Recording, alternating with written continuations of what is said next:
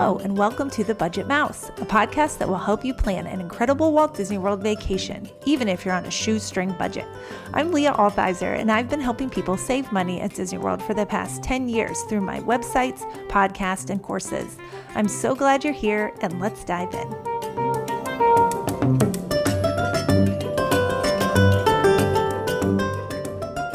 Hello again, everyone, and welcome to episode 105. I'm going to share a trip report from my recent visit to Walt Disney World. I went with my family, and I tried not to work too much, so I wanted to have an actual family vacation.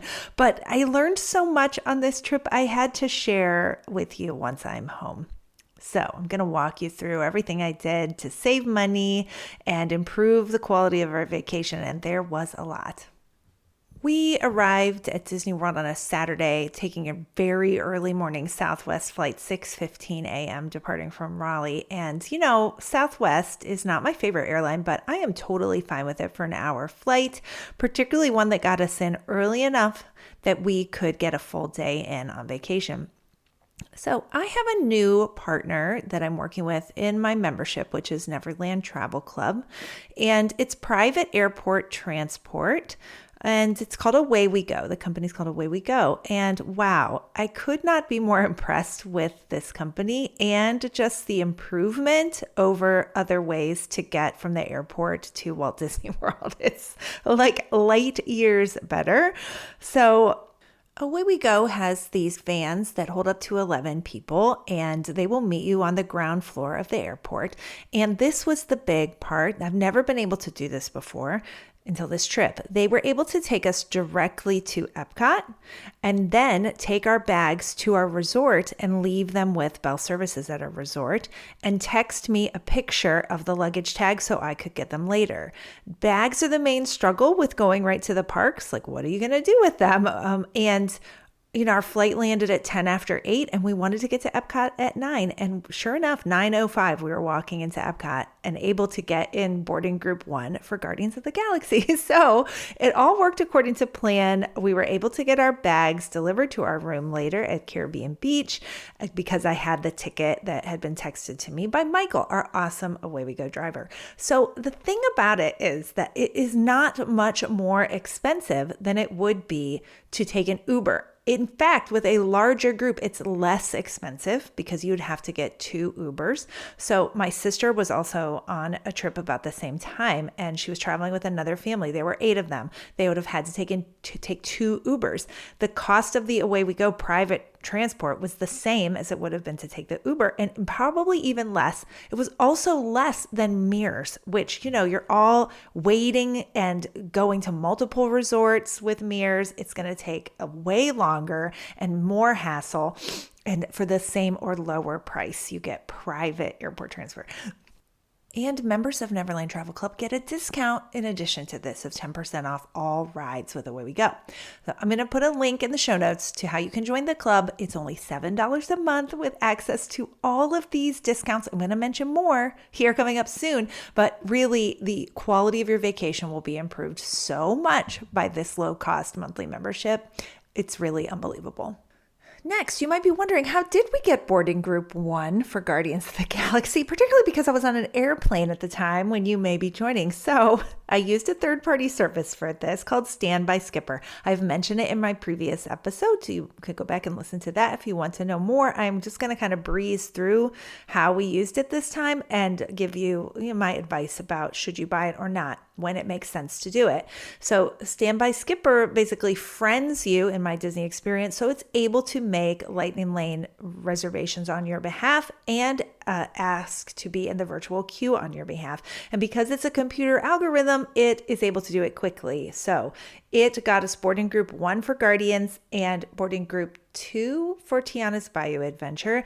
And what that really meant was that when we went to ride it, there was no line. It was just a walk-on. My issue with the virtual queues otherwise is that oftentimes it's a 30-minute plus wait in the virtual queue, and I don't like waiting 30 minutes. I want to be able to walk on to everything. So I was able to do that thanks to Stand by Skipper. I did buy it for our whole trip this time, which we were having 3 days in the parks. It was $45 for up to a week and up to 12 people. So I was able to use it for friends that were joining us at Epcot that day and make Lightning Lane passes for them. To me, it is a no-brainer just for the fact that it can get you in early boarding groups for the virtual queues, because that alone is worth the cost of that to me. And then all of the other ability to get lightning lanes for you without you having to be on your phone all day is like icing on the cake. So a little bit about Epcot that day. It was very, very crowded. In fact, the most crowded I had seen it in many years. That was due to it being a Saturday during Food and Wine Festival. I would say avoid Epcot on Saturdays during Food and Wine Fest. It was packed, particularly in the afternoon. I had to use strategies that I typically would only use during the very ultra busiest times of year, such as using mobile order just to get a cookie and a bottle of water, because the line for everywhere to eat and drink was so long. So I'm talking about the Caramel Kitchen in Germany had a line out the door. I just wanted a cookie and a bottle of water. So I mobile ordered, and I was able to just, once it said it was ready in the app, walk right in, pick it up and leave without having to wait in line. Because when the parks are really crowded, everything has long waits, including just buying a bottle of water. Now, I know I said I don't like to wait in lines, but I did wait in a 10 to 15 minute line to get a slice of pizza because I have been wanting to have this pizza from the pizza window in the very back of the Italy pavilion for a long time, and I've just never made time to do it. I have heard that it's amazing, and I was like, how good can this pizza be? But I really wanted to try it, so I did. My verdict was, it was worth it. It was really, really good. I love pizza, and really cheap pizza is fine with me. But this pizza was outstanding. I mean, the crust was so good. The sauce was a real tomato sauce, like an authentic tomato sauce. It was really good. I would recommend it. Plus, it's either $8 or $9 for a giant slice that we shared between two of us. So good value from the budget mouse too. During this busy day at Epcot, I had standby skippers searching for Lightning Lane passes for Frozen Ever After with us. We had advanced passes for Remy, so those are the two rides at Epcot that are the hardest to get Lightning Lanes for, and it did successfully get it for us, both for us and my friends group who was there. Now, I split us up to kind of increase our chances of getting it because a group of 8 would be hard for it to find a time, so I split it into 4 and 4. So it got it for them at 1 p.m. and for us at 8 p.m. And I actually preferred the time later at night because we were going to take a break in the middle of the day, and we left at about 1 p.m. So it worked out for the best. However, they were able to ride it at 1 p.m. When we came back, that whole, really from the afternoon on, Frozen Ever After was down. It never came back up for the night. This is a common issue with Frozen Ever Afters, that it will go down, particularly later in the day. I don't know why. I don't know why Disney can't get its rides working. This is a theme again from this trip. The rides go down a lot. I did get a survey from Disney after the trip, and I was very clear that this is nonsense. Why are your rides going down? You're going to pour billions of dollars into your theme parks and none of the rides work. This is ridiculous. So anyway, that's my unfiltered opinion about it, but it is silly. I mean, they've got to get these rides working more consistently, or people are going to stop coming and they're going to go to Universal. That's just how it goes. Because of our early start, we were fried by 1. So we luckily had a room ready at Caribbean Beach where we were staying for just our first night. And we were able to take the Skyliner from the back entrance of Epcot over to Caribbean Beach and go right into our room and crash for a good 3 hours it ended up being because we were so tired. And I will say we were on the Skyliner line for this whole trip, and it was amazing. It's so much more efficient and so much faster than any other form of Disney transportation that I was overestimating how long it was going to take for us to get places because I'm so used to buses and monorails. And I was like, this is crazy fast. So a plug for staying on the Skyliner line. If you want to do a lot, if you want to get to the parks quickly, it is the most efficient form of transportation at Disney World. So we headed back to Epcot about dinner time, and we were having trouble getting walk-up restaurant availability, particularly this day at Epcot because it was so busy. And so we ended up eating at one of my go-to places, which is Connections Eatery in what's formerly called Future World at Epcot. And, it has consistently good food every time I eat there. And this time they had a black garlic Parmesan truffle fries as a side, and it was bonkers good. It was so good. And coincidentally, the next day, I think it was the next day, I saw it at Magic Kingdom as well. So it's smart that if they have like a successful snack that they're going to duplicate it across the parks, because that would just make sense. So highly recommended if you're there. They also had a very Instagram worthy dessert that was like a fancy matcha chocolate cake. It wasn't that good. I mean, it was fine, but nothing to write home about in terms of taste, but it was very pretty to photograph. So there's that. Now, the crowds for food and wine at the towards the end of the day were all in World Showcase. And that meant Future World by this time of the day, by dinner time, was empty. And we were able to walk onto or get Lightning Lane passes immediately for everything we wanted to do in Future World. Now, earlier in the day, like Finding Nemo was 25-minute wait. Soarin' was an hour. And I was like, oh my God, this is crazy. But we did a wise thing, which was we just left and rested, came back, and that at night they were all walk-ons. So it's really good to know how the flow of crowds work when you are dealing with a busy day like that, because you get discouraged and you can be like, wow, I just have to wait in the line, and end up wasting so much time in line when you could go back and do them later in the day without much wait. We did catch most of the fireworks show in Epcot as well, which I hadn't seen yet. And meh, it's fine. It's not bad. I mean, I thought the previous ones were kind of bad. So it's an improvement, but it's still no illuminations. And I don't know what Disney's going to do about that, if they're just going to keep a mediocre show or if they're going to keep trying to make a show that rivals Illuminations. Or here's an idea, bring Illuminations back.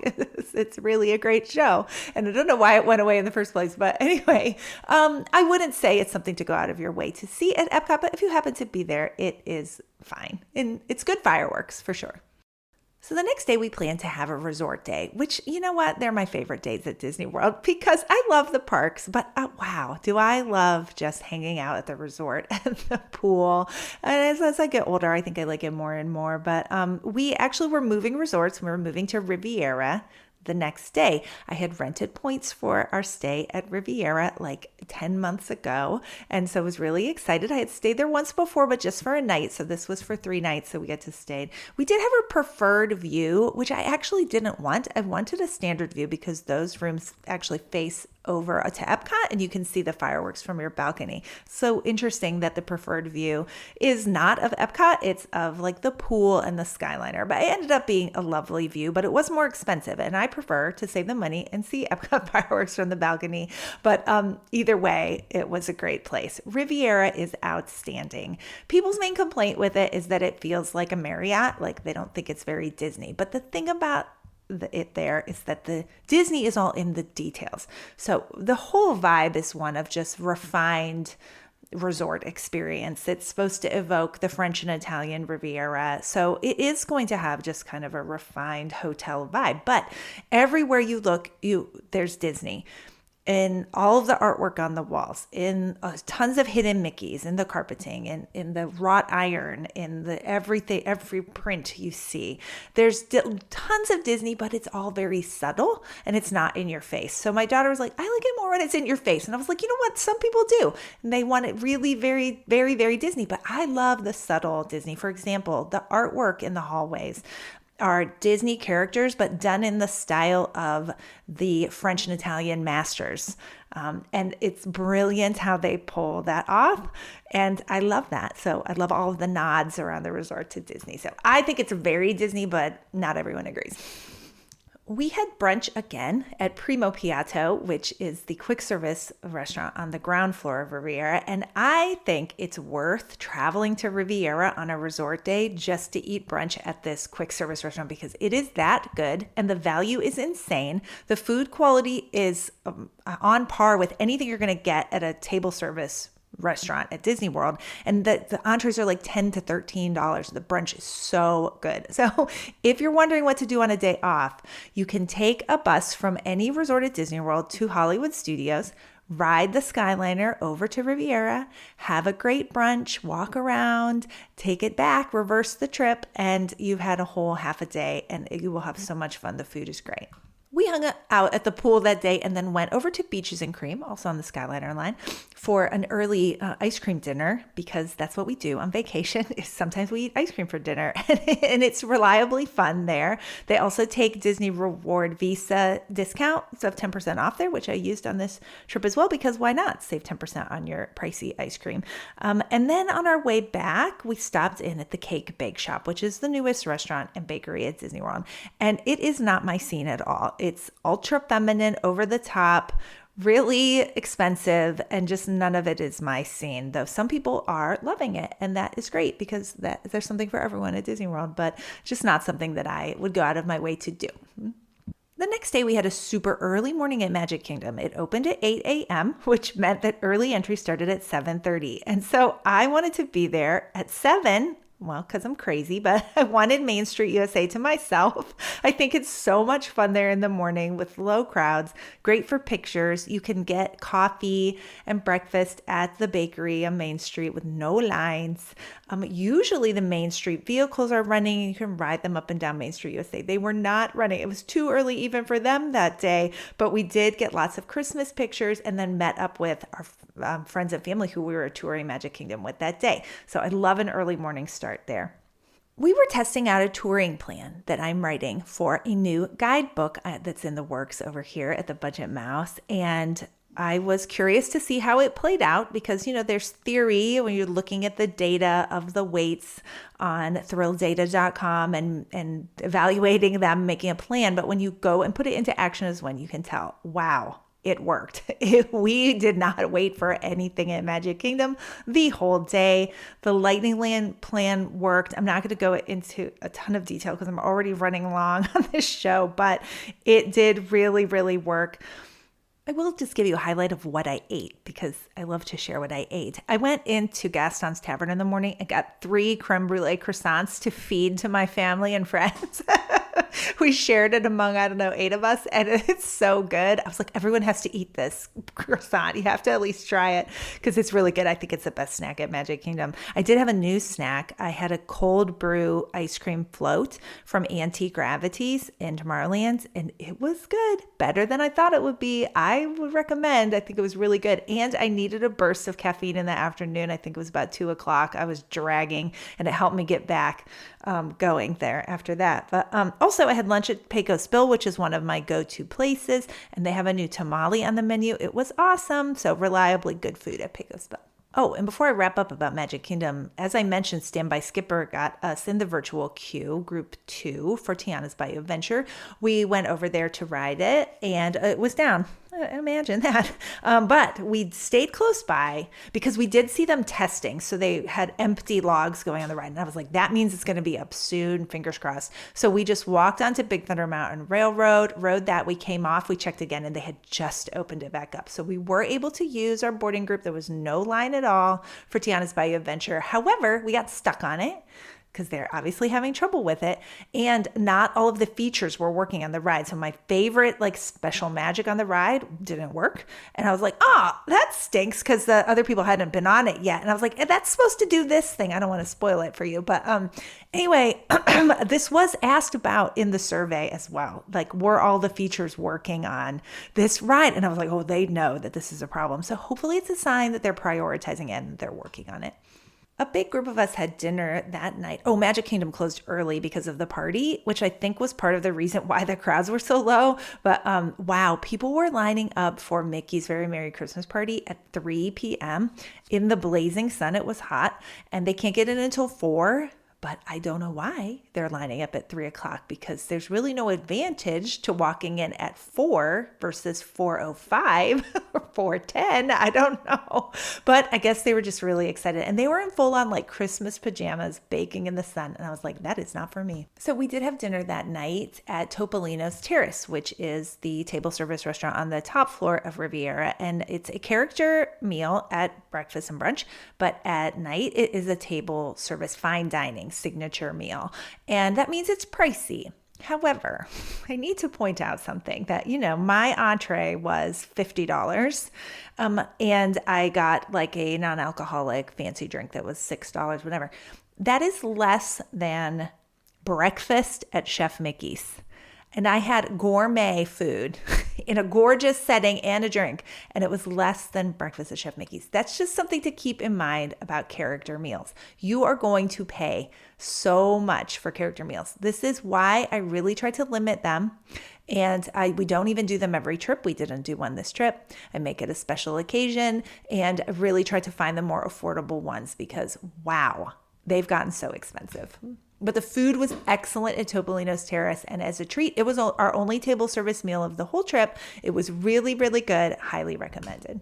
So the next day we went to Hollywood Studios, and now I've emphasized how much I like resort days. I would have liked to take a day off between those two. Back-to-back park days are hard for me at this point, even though it was an early ending at Magic Kingdom. I mean, maybe I'm just old, but my daughter agreed though. She's only 11, and she said, I would have liked to stay at the resort too. This is a lot. So I guess it's not just me.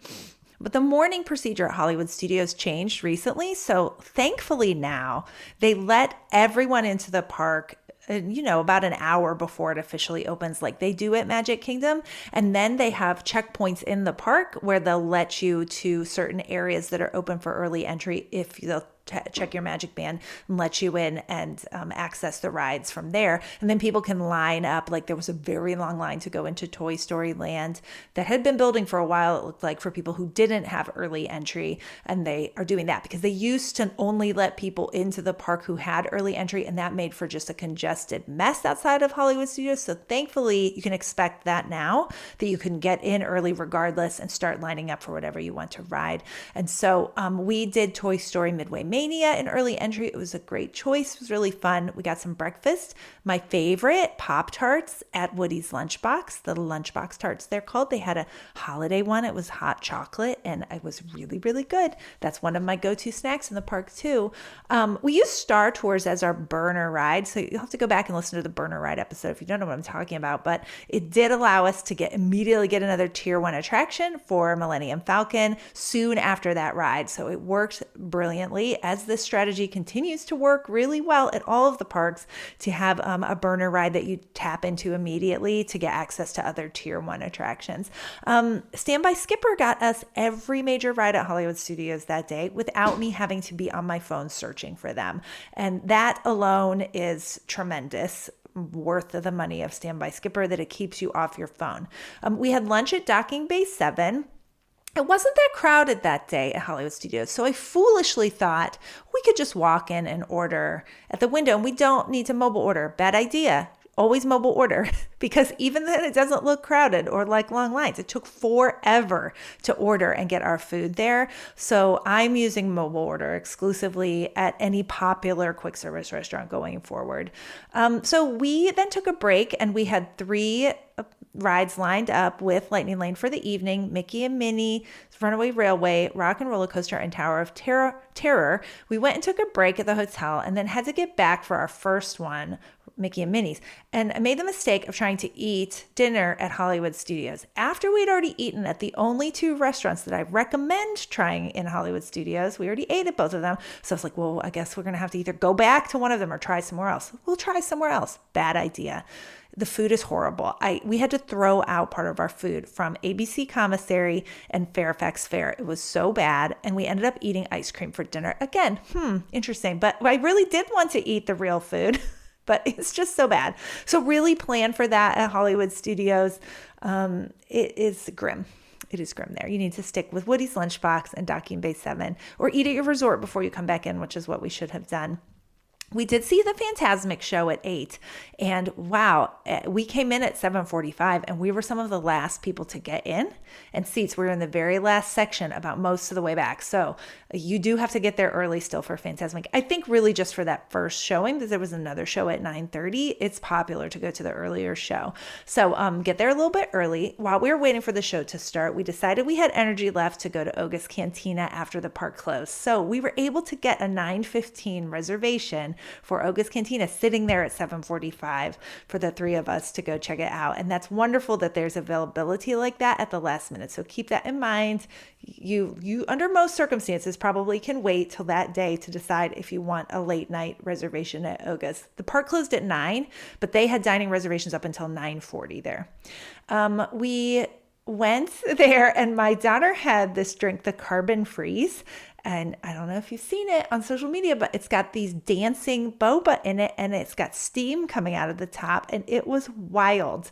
It was so much fun, and I love that the best drink there is a non-alcoholic drink and that kids could get it too. So it was really fun. Check it out if you're there.